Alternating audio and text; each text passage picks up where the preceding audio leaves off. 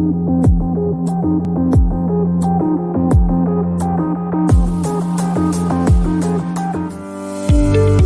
Tysons Gift podcast was created to promote the normalization of metaphysical and spiritual topics, particularly the reality that we are all eternal souls having an earthly experience. Obviously, this will cover a wide berth of topics such as animal communication, mediumship, the paranormal, past life regression, energy healing, you name it. Brandon hopes to entertain his audience with fascinating discussions with experts, as well as everyday folks who have metaphysical experiences and knowledge to share.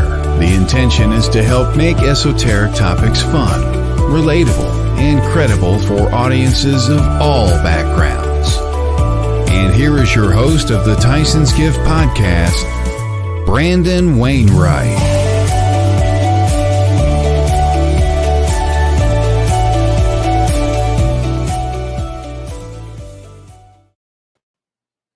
Hello, everybody. Welcome to Tyson's Gift podcast. This is Brandon Wainwright on WLTK-DB. I'm your host. First show, the reason I'm doing this particular broadcast is just to announce the show and to introduce everybody to it. So I don't have a guest tonight, but for future shows, I will have a guest, most of the time anyway. And so I just kind of tonight, I want to just talk about what the show's about, why I created it, and a little bit about backstory. So it makes more sense to people. You're probably wondering why on the promo images and video and such that there's a dog. Well, that dog is the inspiration behind all of this. That dog is Tyson Wainwright. I wrote a book about him and myself, the journey that we took together. It's how I had a spiritual awakening, which took place in 2018. You can kind of see him right here, and that's him as well. But that's why the show is called the Tyson's Gift podcast, because everything originated with Tyson. A little backstory. So I am somebody that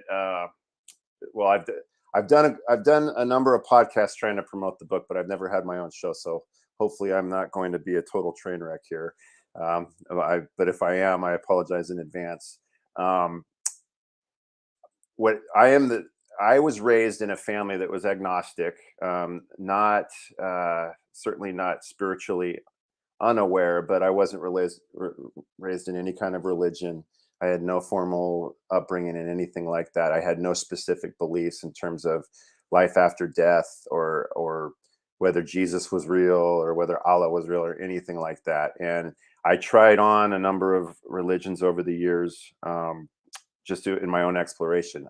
Like many of people that are probably watching right now, I knew innately that there was more, that this physical realm that we live in was just a part of the big picture, and that we lived on. I knew on a gut level that was the case, but I never had any formal structure behind that. But I explored several religions, and for whatever reason, none of them ever took for me.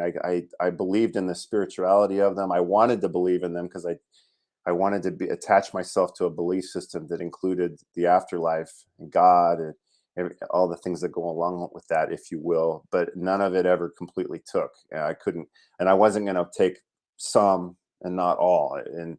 And I even, at one point, I was even engaged to a woman that was very religious, and we ended up breaking up because I just couldn't buy into her belief system.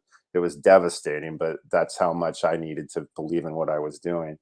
So at that point, I was in my mid-20s when that happened.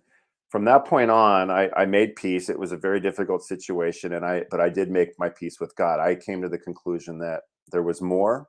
There was a God. I was connected to it. We are all connected to it, or him, or whatever you want to call it. But I was never going to know what that was, and I was okay with that. I had come to the conclusion that was the best I was ever going to get, and that was fine. And that was fine up until the point where my dog Tyson died. Now Tyson was a beautiful Chihuahua Dachshund mix, came into my life and that of my wife when we were still dating. And he was just a total pistol. made me earn every bit of love that I ever got from him. He first 2 months that I interacted with him, all he did was growl at me, and I could hardly get anywhere near him. But I persevered because I saw something beautiful in him. I wanted to love him. I also had a lot of experiences as a child involving animals, a lot of loss involving animals. So for me, this was kind of a coming home, and there was a lot of healing that occurred through my relationship with him. And we were very close. He was a very unique dog. Lots of funny stories that are all talked about in my book. But when he passed away, I knew it was going to be devastating. I knew that this relationship that I had with Tyson was special like none other. I appreciated every moment with him. Every day that he was in my life, I made a conscious effort to appreciate it and not just take it for granted. And I did that. I definitely did that. And but let's just say that even though you know that you made the best of it, it doesn't make losing an animal, as most people know, any easier. And it certainly wasn't any easier for me. So when he passed away, within a day or two, I realized that what I was coping with was far more than just the loss. The loss was devastating. I mean, I had to take a couple of days off of work because I was, by the way, another bit of backstory. I'm a former police officer. I just left law enforcement at the end of December of 2021. So I'm newly retired from law enforcement, and I did that for 12 years prior to that. So during all this, I wasn't an officer when I first met Tyson, but early in his life, I became a cop, and I was that throughout his life. But I took 2 days off of work because there was no way I was going to be able to function properly. I was so distraught from his losing him. And then there was a couple of more days that I stayed, and I was at home on my days off and just trying to heal. But I realized within a couple of days that that I wasn't just coping with his loss. I was coping with his existence. I was coping with what happened to him now. I couldn't imagine such a beautiful soul that was so rich and brought so much love and joy to people could just no longer exist, and or that they just evaporated into the ether. It was more than I just couldn't tolerate the thought of it. It didn't make any sense to me. And so I found myself on an existential quest, basically. And I didn't think I was going to get any answers. At this point, I was 45 years old. I had done my searches. Granted, what I equated spirituality and religion. To me, they were synonymous. I didn't realize that I could be spiritual and not religious. I didn't realize that I could actually have specific beliefs that had any teeth to them and not be a part of a religion. And so I just didn't think it was possible. So I read a book called Animals and the Afterlife by Kim Sheridan, who's a naturopathic doctor, and she herself is psychic. But she had lots of experiences with animals, everything from reincarnation to animal communication, where she spoke with her deceased animals through a medium. And it was all autobiographical. So I concluded, geez, either she's crazy or she's onto something here. And or she's just flat out lying. And if she's telling the truth, then this is something worth exploring. So I ended up on my own quest, and through that quest, I did my own consultations with animal communicators, and then a bunch of other experiences that are all actually out. I'm not going to bore you with all the details. We don't have that much time. But all those experiences, those initial ones anyway, are talked about, all told in Tyson's Gift. But I found out unequivocally that we do live on. Life is eternal, that we are all connected. And I experienced these things through tangible experiences that couldn't have been explained any other way. I made contact with Tyson a number of times. I made contact with past loved ones, aunts, uncles, grandma, and there's no way it could have been anything else. I lost these people when I was still a kid, and they're right there. So what I found was that once I realized that this absolutely was true, that there was more, I found that I needed to go deeper, and I needed to learn more, and I needed to grow spiritually on my own for myself at this point, and see what truths lied ahead. And so the first thing I did was I found Reiki, which is a form of energy healing.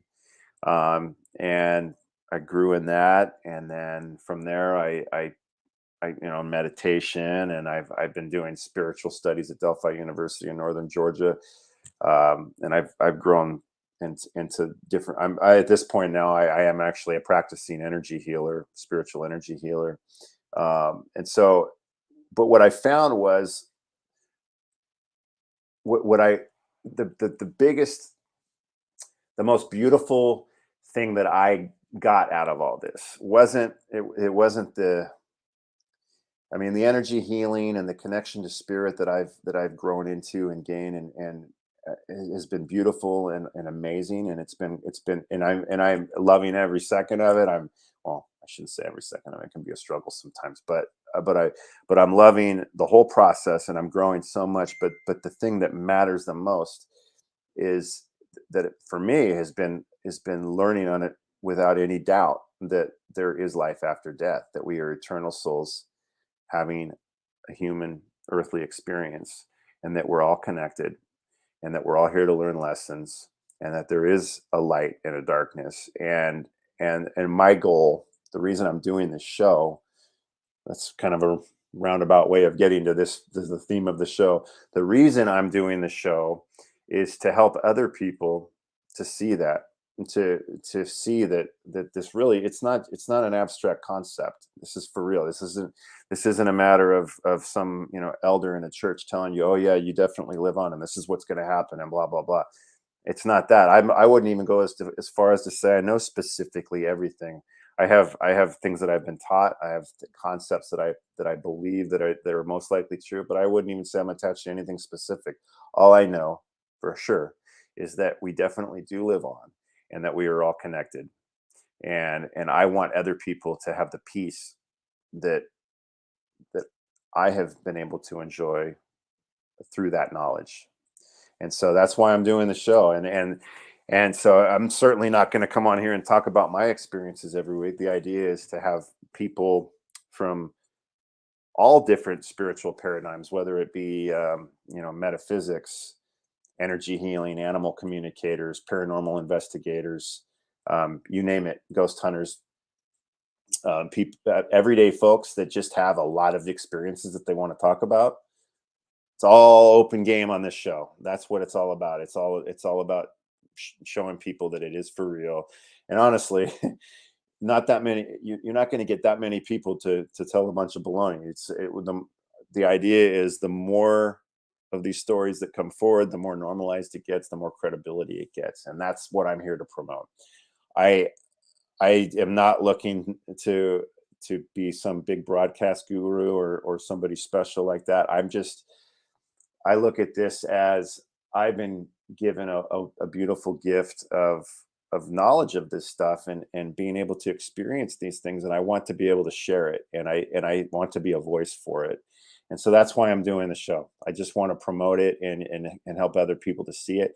And when you, for my audience, when you see these things, when you hear these things, and many of you probably already have had your own experiences, but if you haven't, if you're searching, I hope that these stories will be an inspiration to you to go out and do your own explorations. That's why I wrote the book, was to help other people to see that this is for real. I'm not making this stuff up. Why would I?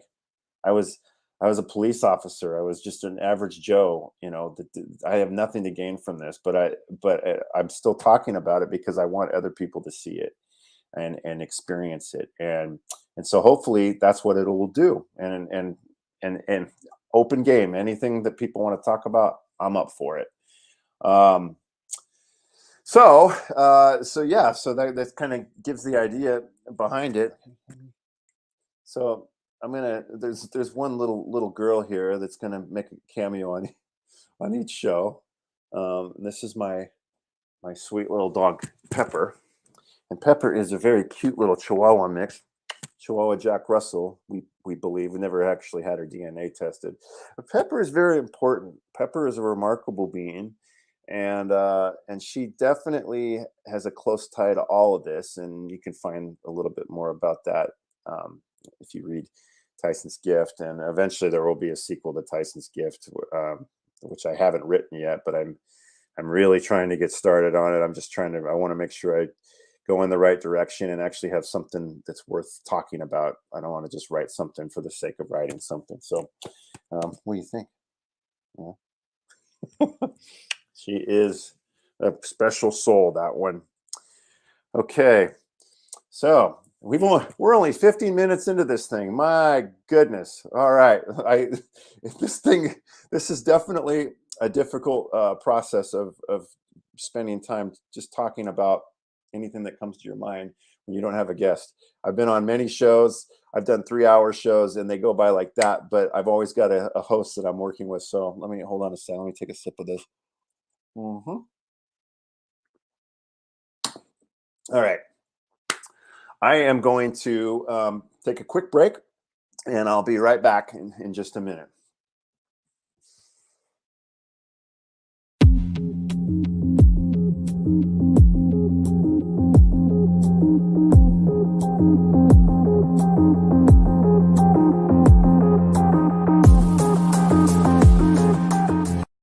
If you're a fan of the paranormal world, then you'll love WLTK-DB Talk Radio. Talk shows bringing you the latest on everything paranormal, cryptozoological, metaphysical, true crime, psychic readings, and more. The truth is here and now on WLTK-DB Talk Radio at WLTKDB.com.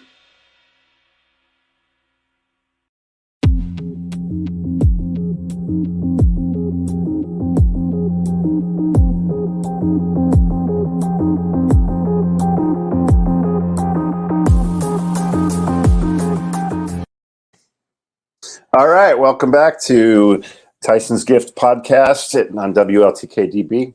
I'm your host, Brandon Wainwright. I'm going to just share a couple stories. I've got lots of different paranormal experiences that I've had over the years prior to me even having an awakening. It's kind of funny too, because some of them were pretty interesting and profound, and I just blew them off at the time for whatever reason. But I'm going to talk about a couple of them just because I think they're interesting, and this is an example.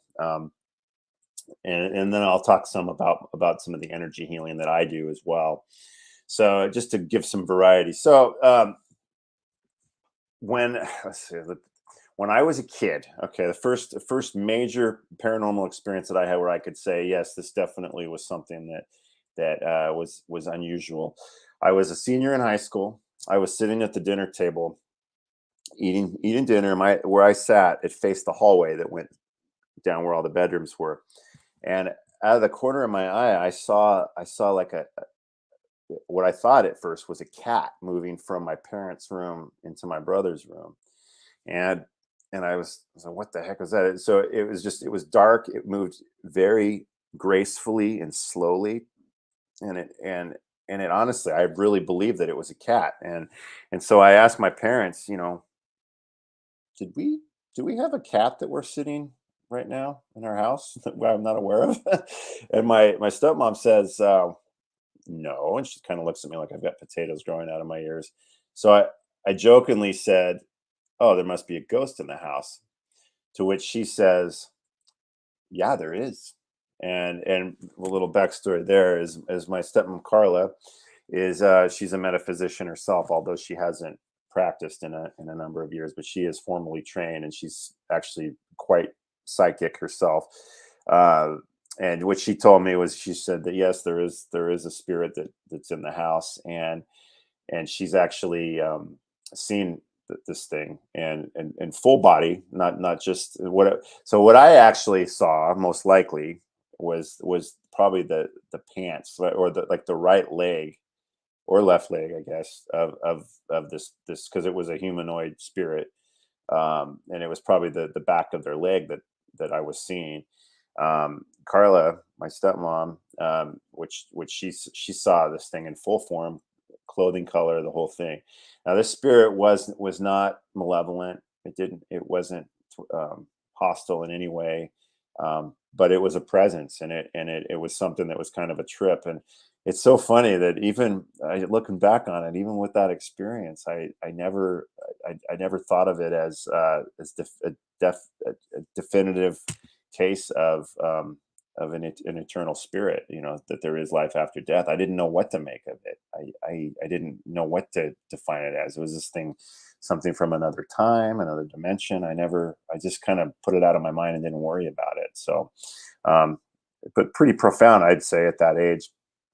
I had other things happen too, but I think what I'll talk about is there was an experience I had about 4 years later when I was a senior in college. And I went to UC Santa Cruz, and I was getting towards the end of my senior year, and I was a film student, so I was working on my senior thesis film project, and if back then films weren't like they are today. They actually had to be shot on film. They had to be cut, actually 16 millimeter film, physically cut, and it was a lot of work and very time consuming, and it was a lot of stress. I was also in a play, and I was also in the midst of my senior comprehensive exams, and I also had girl trouble at the time, so I was pretty stressed out, exhausted. And I was riding my motor scooter. Yes. Okay. I gotta save a little face here. I was a motorcycle cop, so I actually did eventually learn how to ride a big boy's bike. But at the time I had a Riva 180 Yamaha motor scooter, and I rode that around, and it was actually perfect for a college student. But I was riding from the campus up to my buddy's house, who he lived in Bonnie Doon, which was in the mountains just northeast of where the campus was. And Santa Cruz, if you've ever been there, it's a great place. It's beautiful. It's scenic. It's got it's great ocean, great mountains. The redwoods are there. It's an amazing place, but it also it has a lot of energy to it, and it's got very light energy, and it has very dark energy, and so it's kind of a trip in that respect. And so what I was doing, I was riding the scooter up Empire Grade, which is a road that goes up into the mountains from the campus. And as I was on my way up there, I started to feel something around me, and I felt it was like a presence, and it was not friendly. It was like I felt like I was being stalked. And here I was doing 45 miles an hour up this hill in the middle. It was pitch black darkness, and I just felt like something was watching me and following me. And I kind of attributed it at the time to just nerves and stress, and I just kind of ignored it. So I keep going, and I get to my friend's house, and my friend lived on a property in Bonnie Doon where there was a cabin that had been used as a residence for the owner when they were constructing the main house. And it was down a trail. The cabin was down a trail through kind of a treacherous, hilly, bumpy, rocky Manzanita trail where you couldn't really go down this thing without a flashlight at night, because you're gonna break your neck. So I could actually, and from where the parking area was, I could see Pete's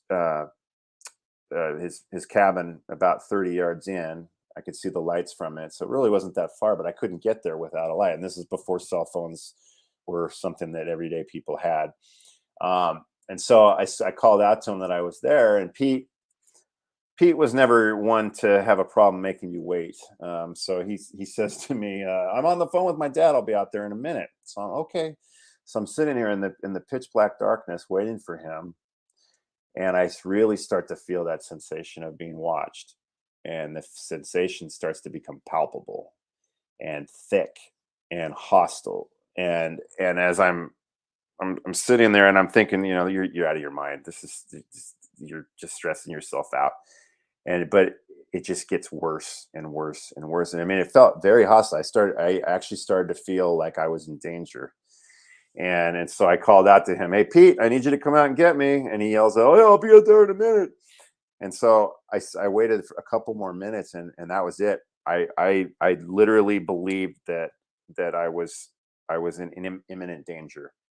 And I I yelled out, "See you later," turned on my bike or my scooter, and I rode out of there. And as soon as I got out of the trees, out of the clearing there, I started to feel a sense of relief, and like whatever it was that was following me was backing off. But it was really something. And it was, I'm telling you this because these are things that happened to me as an individual.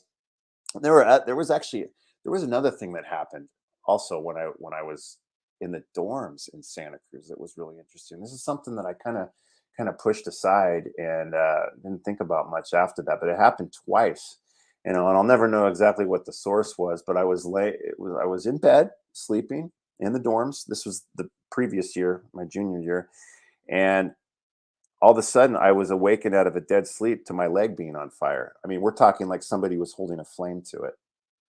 And I mean, I almost jumped out of the bed. I was it was painful, really painful, out of nowhere.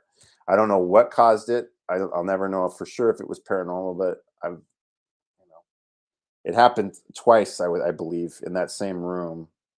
And I haven't had anything like that happen since. So I don't know. I tend to think it was probably a paranormal, some kind of paranormal attachment of some sort.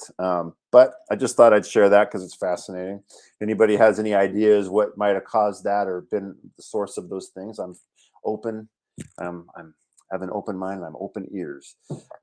So, okay, from there, now I think I want to talk a little bit about my energy healing. So I have an energy healing practice that I just recently started in April. And I've been doing Reiki and now several other modalities since the end of 2018. So Tyson passed in April of 2018, and then I took my first formal Reiki class in December of that same year, and then I've taken many classes since then. But I've been a practicing energy healer since then. When I say practicing, I mean doing it actively on a regular basis. And but I didn't actually start doing it as like putting a shingle out and saying, "Hey, I offer this to people," and actually charging money for it until April of this year. And it was I wanted to make sure that I actually had a legitimate service to provide and get my confidence up. And I did hundreds of hours before I felt comfortable, probably a lot more than I really needed to be honest. But it's a very tough transition going from being somebody that's working with this energy to actually announcing it to the world. And it was very difficult for me. I had a lot of nerves about it. I actually had butterflies when I created the Facebook page for the practice, which, by the way, the practice is called Tyson's Gift Healing Arts. And if you're interested in checking it out, it's tysonsgifthealing.com. And so since then, the practice is still very small, but I have a handful of clients that I work with, and that's going really great. And it's a wonderful, and it's an amazing gift every day to get to be able to help people and to work with spiritual energy. And not only is it very fulfilling in the sense that you're helping people, but it's also very affirming and uplifting to know that energy is out there. And it comes from a light. It comes from light. These are not things that are coming from anything you need to be afraid of. There's nothing scary about it. A lot of time, I'm not saying there's not evil spirits out there. There's not, because there is absolutely good and evil, but it's all about the light. Ultimately, it's about the light. It's about the love. It's about us all being connected on a spiritual level. And that's what I'm about. That's what my energy healing practice is about, and that's what I try to promote. As far as the different modalities that I provide, I provide Reiki, both in person and distance, because spiritual energy is not governed by geography or time. Even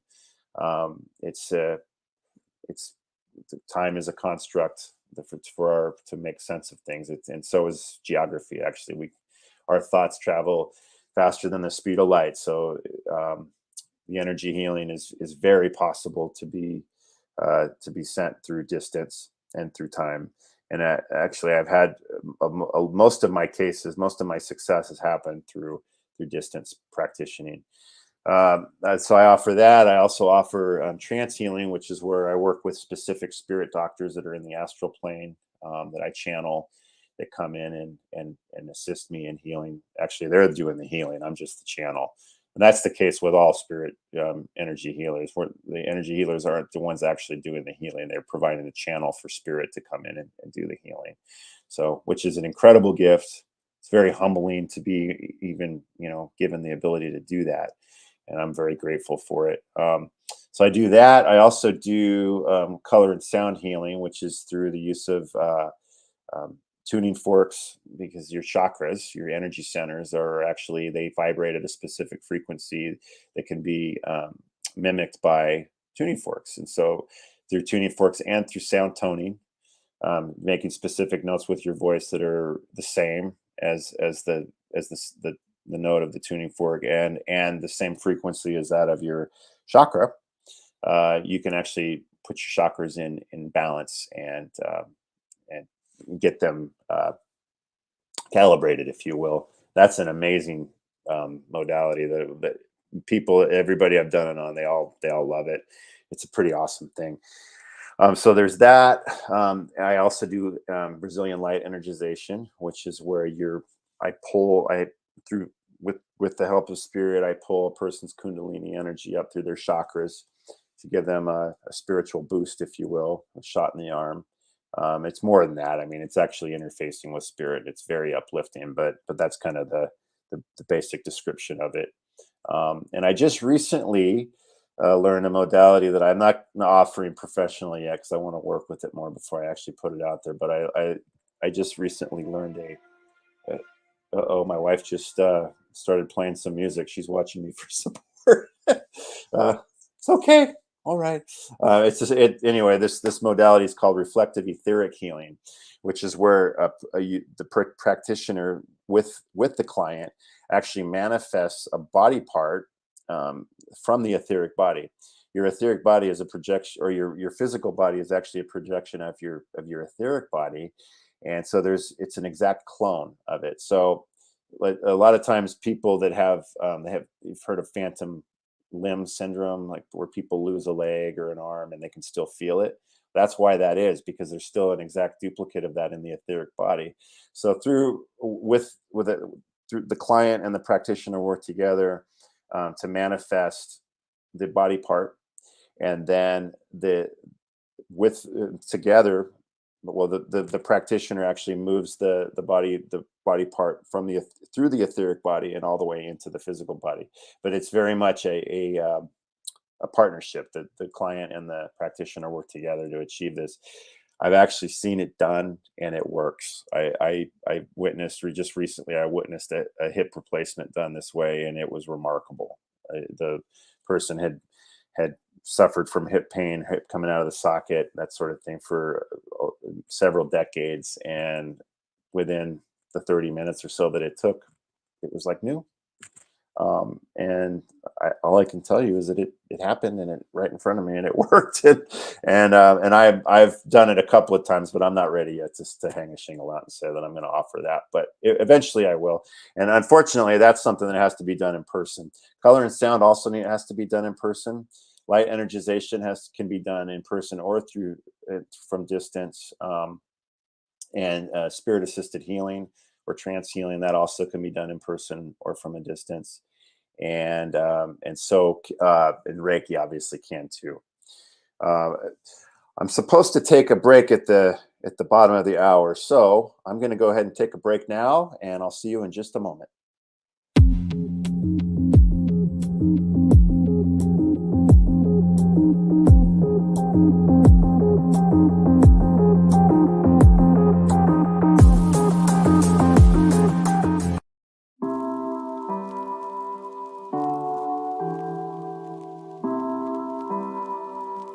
Brandon Wainwright, author of Tyson's Gift, How an 8-Pound Canine Became a Man's Greatest Spiritual Guide, and owner of Tyson's Gift Healing Arts, offers Reiki as well as color and sound modalities to anyone seeking physical, mental, emotional, and spiritual healing. While color and sound healing, a technique that brings balance and health to one's chakras and body, must be provided in person. Reiki, a Japanese form of energy healing, can be given in person or equally effectively from a distance. For more information or to make an appointment for a session, please visit TysonsGiftHealing.com. That's TysonsGiftHealing.com.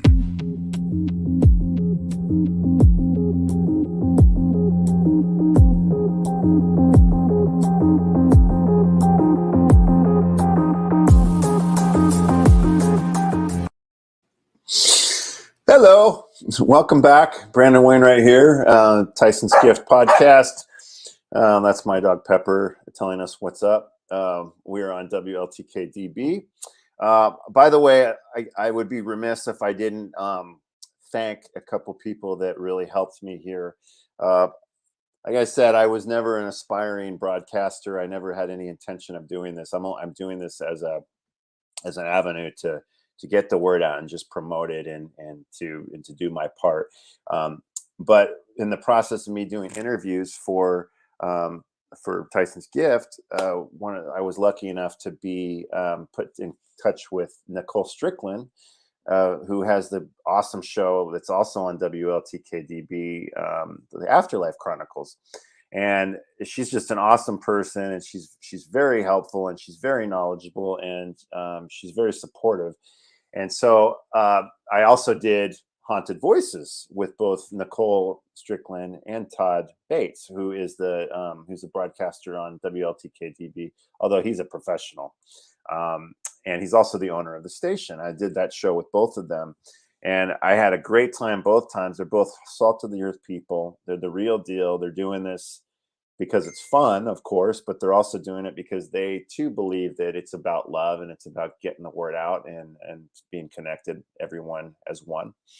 And so when it was time for me, when I decided I was going to do a show, the first person I thought of to reach out to was Nicole, because I had done 2 shows with her, and I wanted to get some advice and just find out what she thought. And so we set up a time to talk, and she suggested that after the conversation, and I was secretly hoping that she would actually, but she suggested that I talk to Todd about maybe coming on WLTK-DB. And so I did, and Todd was interested, and Todd has been incredible. We've had many conversations, and there's been a number of little missteps and stuff along the way here, but he's just been a great resource, great friend, and he also has a great sense of humor.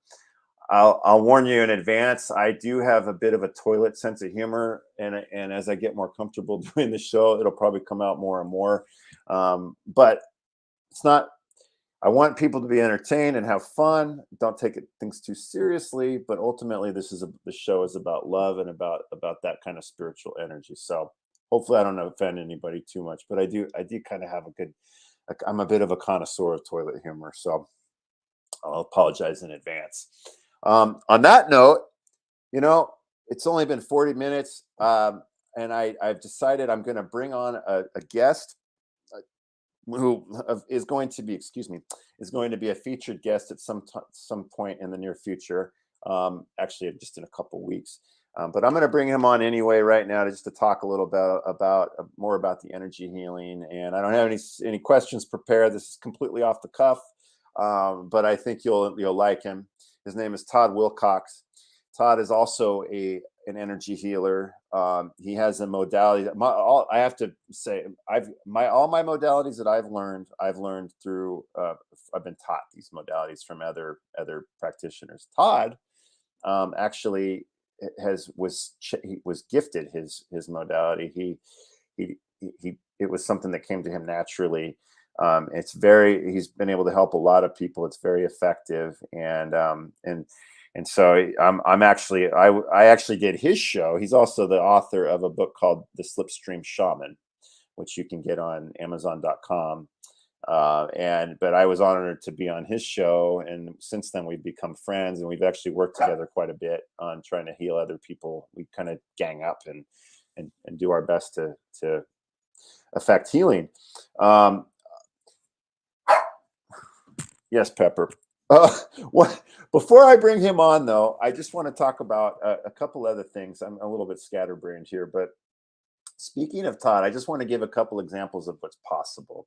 And I think when I get Todd Wilcox, not Todd Bates, the owner of the station, but Todd Wilcox, my friend and energy healer, when I bring him on, we could talk some about some of the success he's had. But I want to just talk about a couple cases that I've had as an energy healer that were pretty incredible, just to lend credibility to the concept for people that are new to it. And it is very powerful and it is very real. So I just want to share these things with you. So the first case that I had was the first major success that I had. I had a number of successful cases, but the first one that was really like, holy smokes, was when I first learned how to channel Reiki from a distance. And prior to learning this, I found out that my friend's daughter, now Grant, at this time I was living in California. Now I live in Florida, northern Florida. I was living in California at the time. My friends and his family, including his daughter, lived in Ohio. And I found out that his daughter had chronic migraines to the point where she was dropping out of school. It had gone on for a couple of years, and she had tried everything to try to alleviate the problem, and nothing had worked. Nothing exercise-wise, diet-wise, stress-wise, any of that. And these were daily debilitating migraine headaches. So she decided she was going to drop out of school. So when I found this out, it was just before I learned how to do the Reiki from a distance. I asked if it would be okay if I sent to her, and her response was, "Oh, sure, that's so sweet." And which I appreciated that. She obviously didn't think it was going to work or believe in what I was doing, but she appreciated my gesture and my desire to try to help her. So a couple of weeks later, I learned I've gotten the attunement. I can do this now, and I start sending to her. And long story short, the migraine stopped. It just stopped. She had from what her dad told me, she had a 10-minute migraine, 10-minute migraine since the point where I started working on her, and that's it. That's all. The migraines were gone. So think what you want. Could it be a coincidence? It's possible. I'm open to anything, but they literally stopped as soon as I started sending them. And so that I attribute that to spirit. I attribute that to not me. I'm just the channel, but me sending that spirit to her and with the intent of trying to help her. Another case that was just recent, actually, with Todd. We've done a handful of sessions together. And Todd, I got permission to talk about this before the show, so I'm not outing him or anything. But Todd has Crohn's disease that, if you know anything about it, it's an autoimmune disease that affects your intestines, and it's chronic, but it's one of those things that's intermittent. And so we made an appointment, and the appointment that we had just happened to be at a time when he was getting a flare up. And so I did a session for him, and it was gone. That was it. I talked to him a half hour later, and he said he was blown away. It was like it stopped where it started. It was starting to get flared up, and that was it. It didn't come back. So that's one that I'm proud of and happy for, because Todd's a friend, and there's nothing better than helping a friend. There was another case after that where Todd had he works with the keyboard a lot because he's a broadcaster and he's doing the computer thing, where his wrist and his hand on his right arm were flaring up, and he was concerned that he might be getting the early symptoms of carpal tunnel syndrome.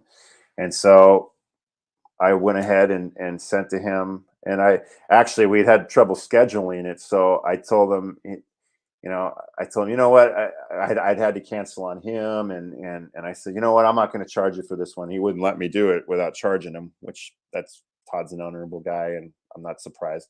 But what I told him was, tell you what, I'll do the session. And if it helps you, then you can pay me. Otherwise, we'll call it even. And what he described was that his arm went numb and the pain went away just like that. So that was again pretty awesome on from my point of view, because here I am helping a friend. and awesome on Todd's point of view because he's getting healed and he's getting graced by spirit. I'm not. Again, I want to reiterate, I'm not doing the healing. I'm simply the channel. There's lots of cases like this. Do they all work 100% of the time? No, they don't, because there's a lot of factors involved. Everything from the recipient being being resistant to the energy. They might be resistant without even realizing it. Maybe they're too much in their head where they're skeptical. To the point where they don't believe it can happen, and that creates an energy blockage where the energy can't get in there to help. Things like that, for example, can inhibit a healing, but it's pretty powerful stuff. So I'm gonna stop at that point, and I'm gonna bring in Todd Wilcox. Hello, Mr. Wilcox. Hello, Brandon. This is awesome. I'm so happy to be here. I'm glad you're here, and I appreciate. Full disclosure here, Todd is a friend of mine, as I talked about. I wasn't sure how this show was going to go, and I was pretty stressed about taking up an hour just talking about me, and so I told him that I needed to have him on deck just in case I ran out of things to talk about. I'm sure I could go on and on about a bunch of other things, but I want to quit while I'm ahead. So I'm going to bring him in right now. So Todd also has a radio show in Utah, actually. Refresh the name of the show. Called My Side of the Universe. My Side of the Universe. What's the call sign and the number on that? It's on KOAL 750 AM in Price, Utah. Price, Utah. Yeah. Awesome. Yeah. So he's on an actual terrestrial radio station, which is pretty cool. But Todd is an energy healer, but unlike most people, I would say that they're just getting introduced to this. Todd channeled his own modality. It came naturally to him, and it just came to him. And he's been able to help a lot of people with it. Todd, do you want to describe kind of what you Sure. do? Kind of, yeah. Yeah, absolutely. If it's okay, Brandon, I'd like to go over some notes I had from the first part of your show. Oh, sure. Yeah, absolutely. This is an open forum. First thing I want you to know is that as soon as this becomes the biggest podcast in the world, you can't believe how much I'm going to brag about being lucky enough to be on your first show. So stand by for that. All right. I'll hold you to it. I'll make you brag about me, without question. And get out of here.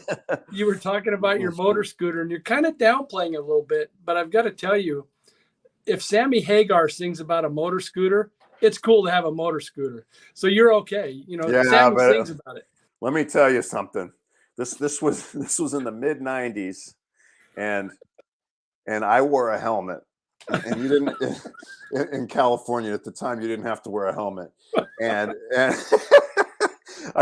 my dad. I had a motor scooter when I was in high school too, an even smaller one, and my dad told me you can have it, but you got to wear a helmet, which was actually very smart. Good advice. Not wearing a helmet is not wise on a motorcycle, even if it's a motor scooter, but it didn't exactly make you look cool, particularly for me because I was one of those kids that was chomping at the bit to drive.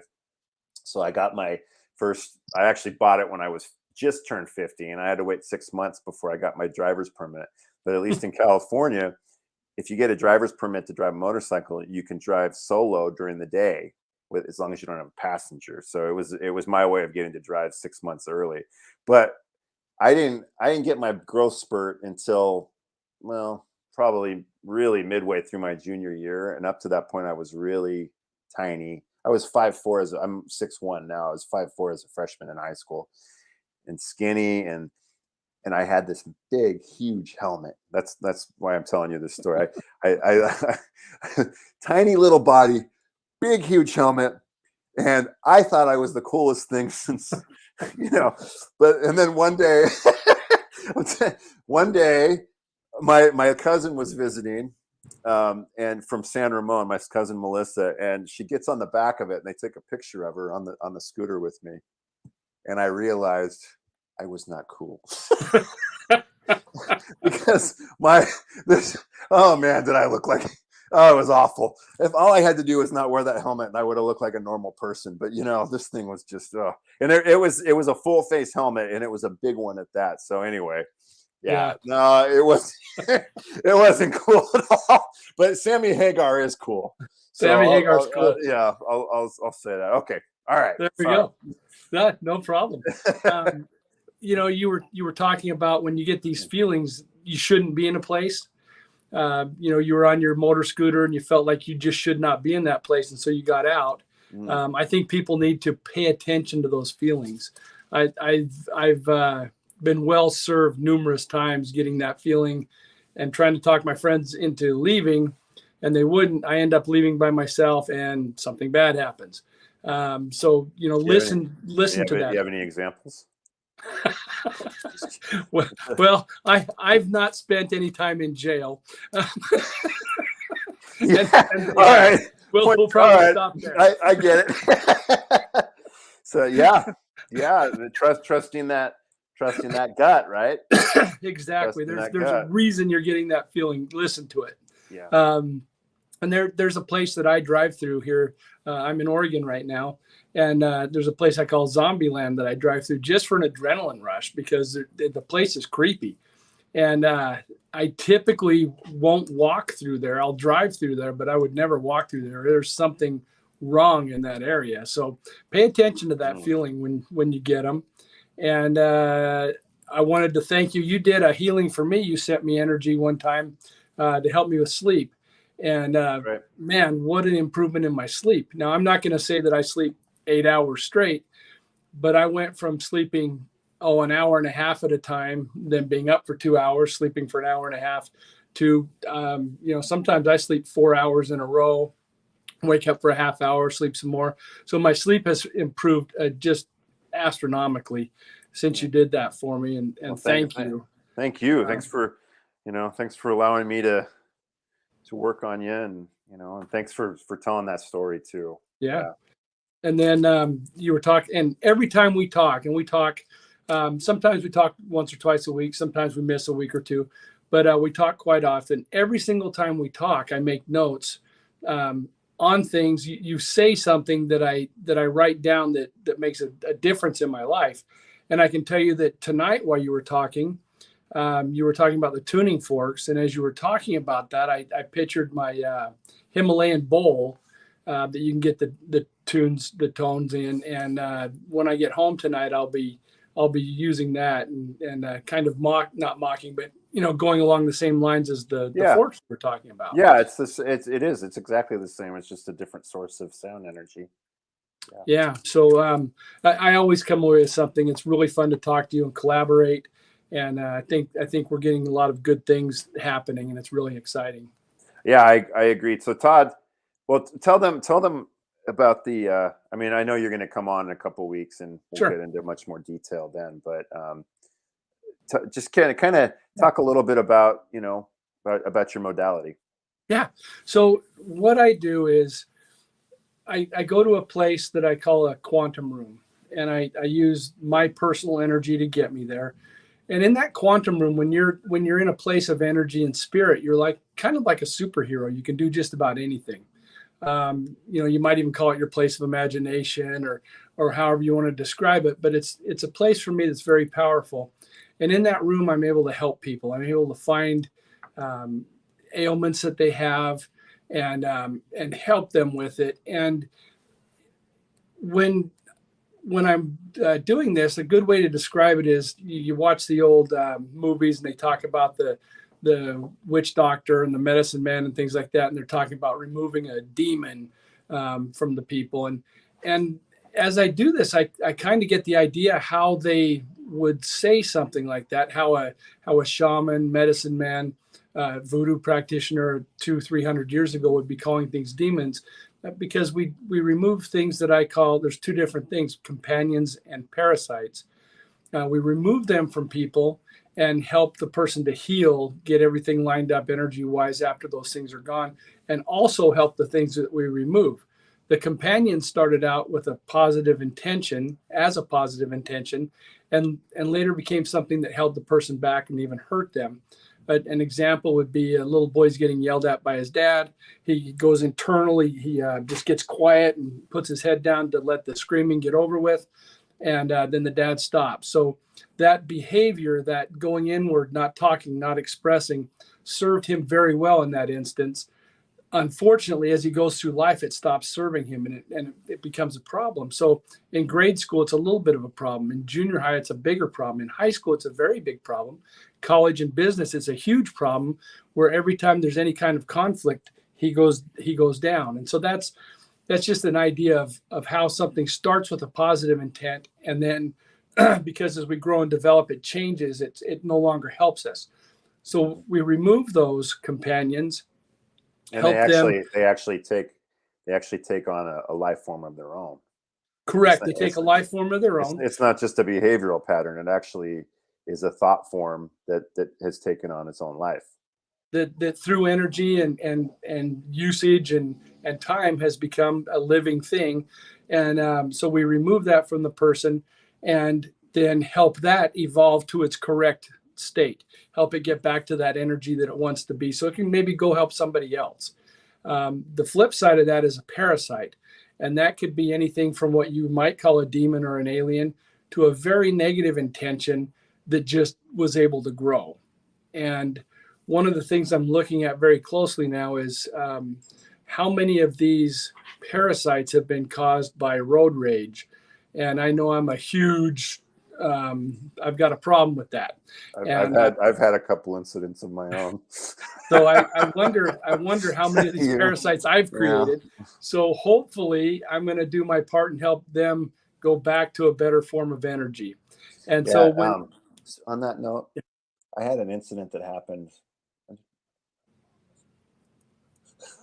It happened in March of this year. I would love it, and that it was a pretty significant. We might have even talked about it. I can't remember, but it like that parasite removed when you have a chance. Yeah. I unfortunately have my minutes every day driving, so it's something I'm working on. I want to get that energy better, but yeah, getting rid of that energy and changing the energy for people. Healing them so they can, getting rid of that, healing the area that was affected so that their body and their spirit and their energy can really start to heal. Like you say, I can't take credit for it. It's spirit. It's other things helping. There's many spirits that help me with it. So it's not me. I'm a vessel. I help channel it. And great things have happened as a result that I'm really proud of and really happy to be a part of. And if people want to learn more about it, you can go to slipstreamshaman.com. There's a little bit there.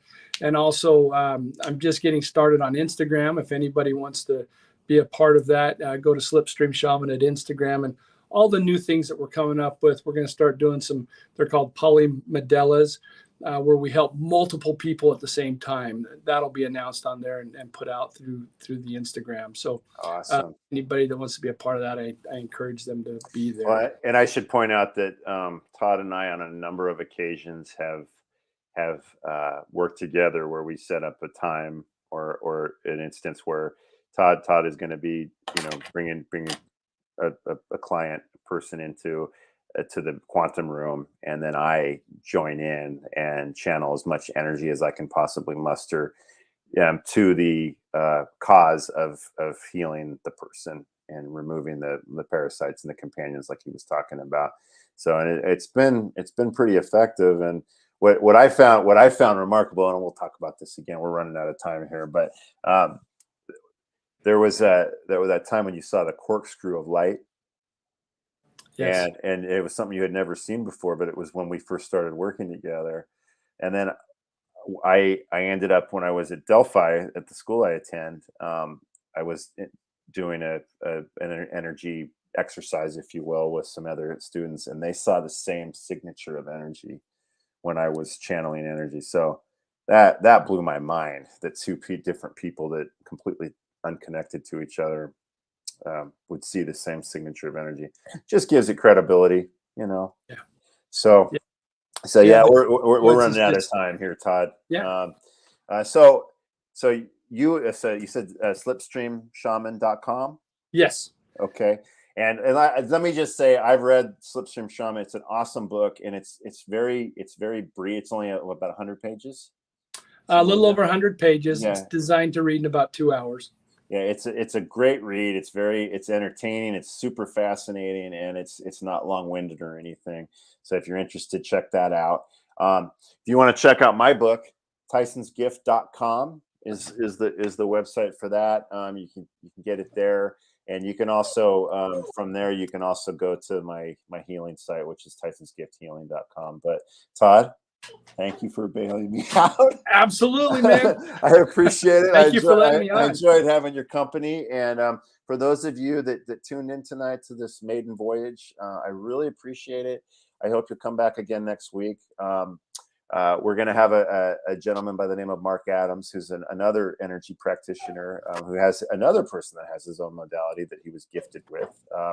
And so we'll be talking to him next week. But again, like I said, thank you so much. I hope you enjoyed the show, and hopefully this is one of many, many to come. Because we're trying to get it out there, we're trying to get that light out there, spread the word, right? Yes. So, yeah, you did great. So, all right, thanks, Todd. All right, see you next time. The truth is here and now on WLTK-DB Talk Radio at WLTK-DB.com.